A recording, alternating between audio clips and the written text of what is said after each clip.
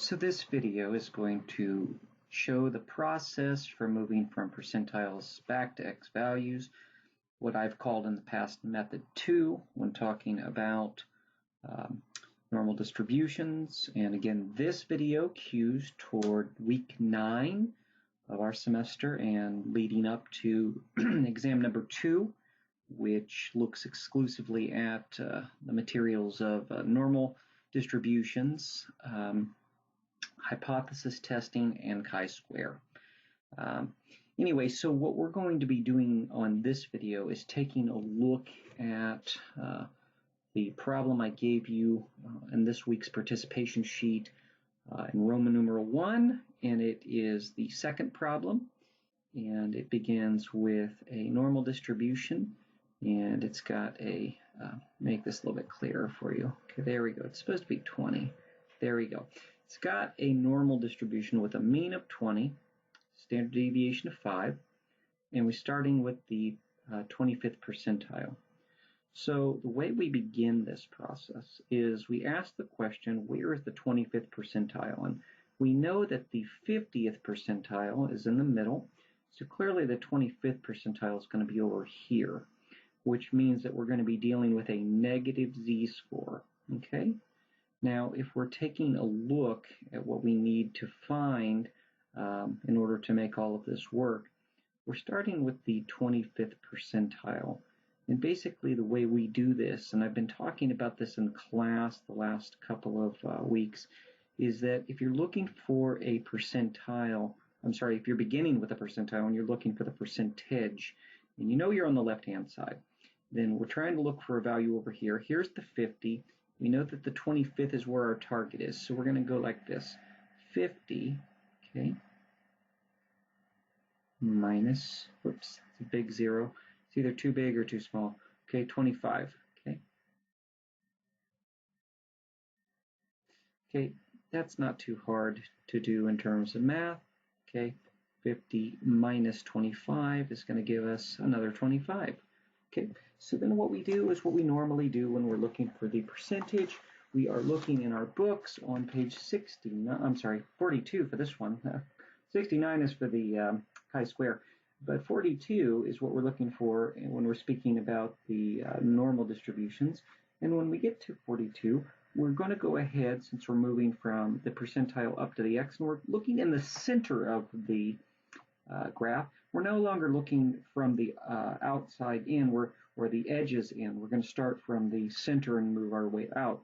Now, if we're looking for the value of the 25, and we're trying to find the percentage that is closest to 25 without going under 25, I found it. It's on your page 42, as I mentioned, and it's going to be on the right side, a little more near the top. It's going to be 25.17. That's the closest value on our chart without going under 25. Okay, so when we find the percentage, we also can find the z-score, which is really easy. We're just going out to the edges. Okay, and in this case, I'm seeing that it's 0.6 are the first two digits. So I look to the left-hand side, which takes me over to the far left column, 0.6. And then I'm only looking for that third digit. Okay, in this case, it's going to be an 8. Okay. Now, the last thing we need to do, and by the way, because it's on the left-hand side, let's not forget, that's going to be negative. Again, I would just double check it. Okay, percentile is the 25th. Okay, there it is. It's got to be on the left-hand side. It's going to be a negative 0.68. And now all we need to do left is find the x. And the way we do that is the the equation that I taught you for this. Okay, and I'm just typing it out right here. Okay, and we already know most of these values already, but we're going to go ahead and just look up here. Whoops, we're going to look up here and see that the z-score is negative 0.68. Okay, and we're going to find out what the standard deviation is. It's going to be right here, 5. All right. And then we're going to add that to our x bar, which is simply another way we state the mean or the average. In this case, it's going to be 20. And so when we come down here, okay, I think probably the best way to do this would be to just have you do it with me. If you have your calculator out, that's great. Okay, and I think you can see it. I think you can see your calculator, or you can see my calculator on this one. I'm just going to go 0.68, and I'm just going to make it negative. Okay, times 5. Okay, I know it's going to be more than 2.5. Okay, negative 3.4. Okay, so I'm going to go ahead over here and I'm going to type in negative 3.4 plus, okay, 20. And what are we going to find here? Well, I know that I subtract 3 from 20, I'm going to get a 17, right? Well, let's just see, just to be absolutely sure what we're doing here. We're just going to say 20 minus 3.4, okay, 16.6. That's exactly what I was thinking. So we'll go ahead and say 16.6 is going to be our x. And we'll come up here and type that in here, 16.6. And when we do that, I can just go over here and say, where is 16.6 on all of this? Okay, it's going to be to the left, probably around right here. Actually, it's maybe about right here because we know that the z-score is 0.68.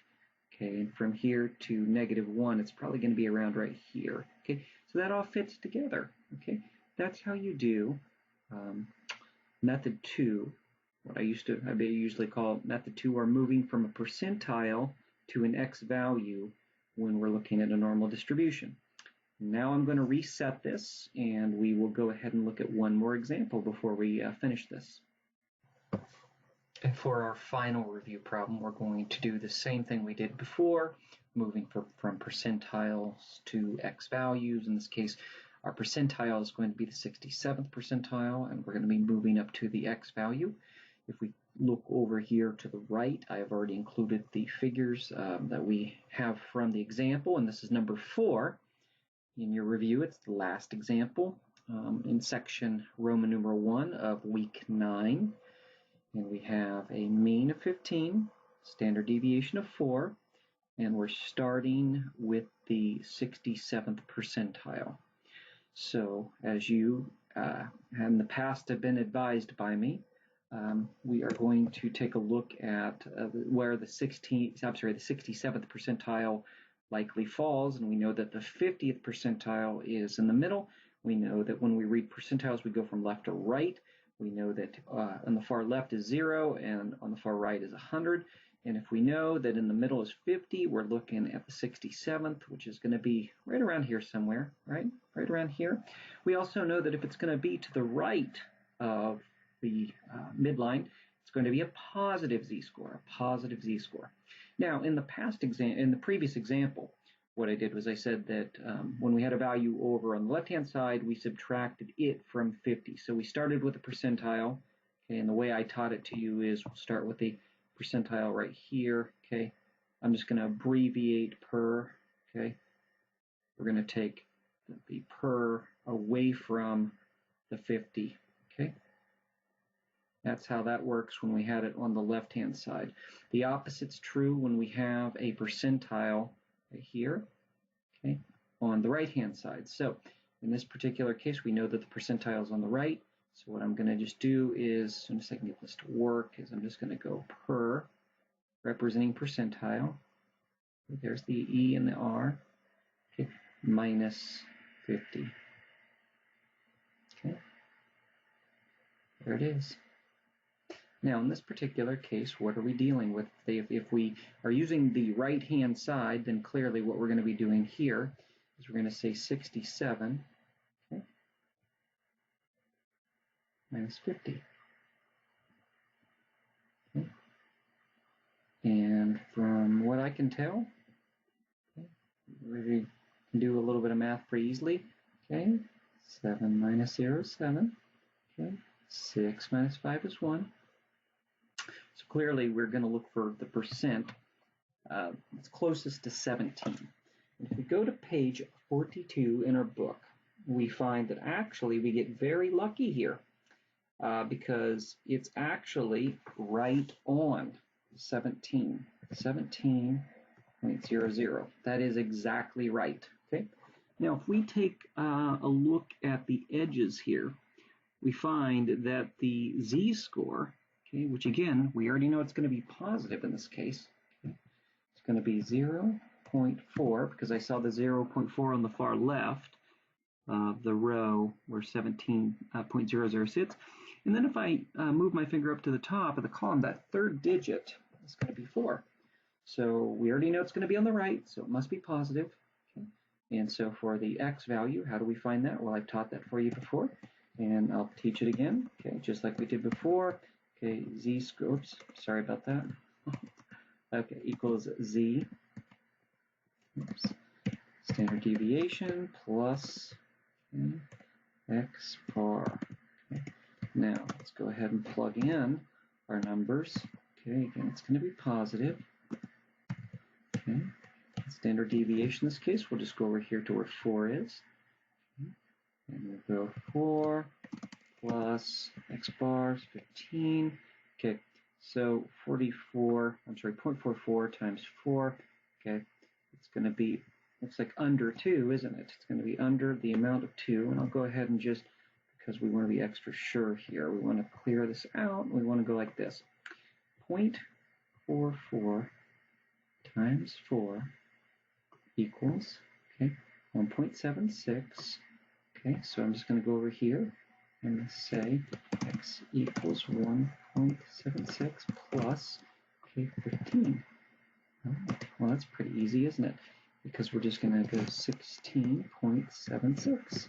Okay, and just move that up there, 0.76. Okay. Again, this was not difficult, was it?